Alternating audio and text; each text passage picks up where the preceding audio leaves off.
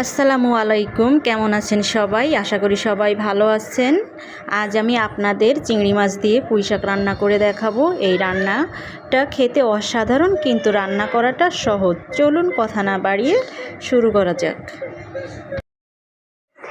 প্রথমে একটি কড়াইয়ে পরিমাণ মতো তেল দিয়ে নেব। দিয়ে দেব পেঁয়াজ কুচি। এখানে আমি 2টি পেঁয়াজ নিয়েছি। দিয়ে দেব রসুন কুচি।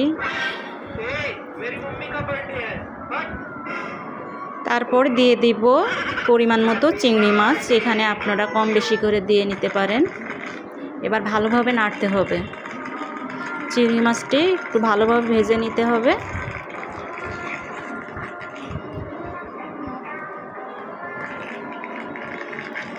দিয়ে দিব কয়েকটি কাঁচামরিচ,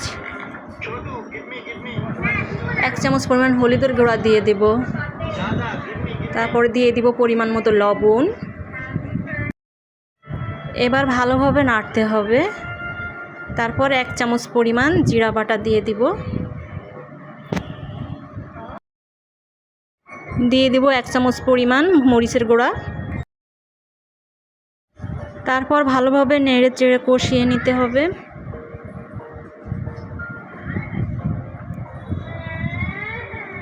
এরপর দিয়ে দিব আমি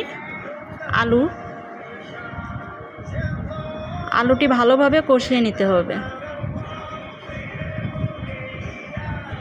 আলু ভালোভাবে কষানো হয়ে গিয়েছে। এখন আমি পুঁই শাক দিয়ে দিব।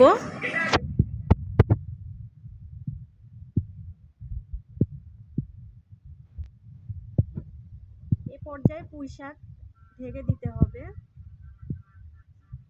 4-5 মিনিট ঢেকে রাখার পরে আমি আবার ঢাকনাটি তুলে নিব। তুলে নিয়ে ভালোভাবে নাড়তে হবে।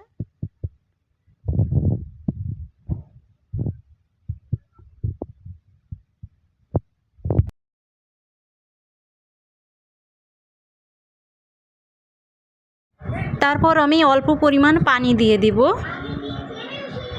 যাতে পুঁই শাক আলু ভালোভাবে সিদ্ধ হয়ে যায়। এরপর আমি ঢেকে দিব।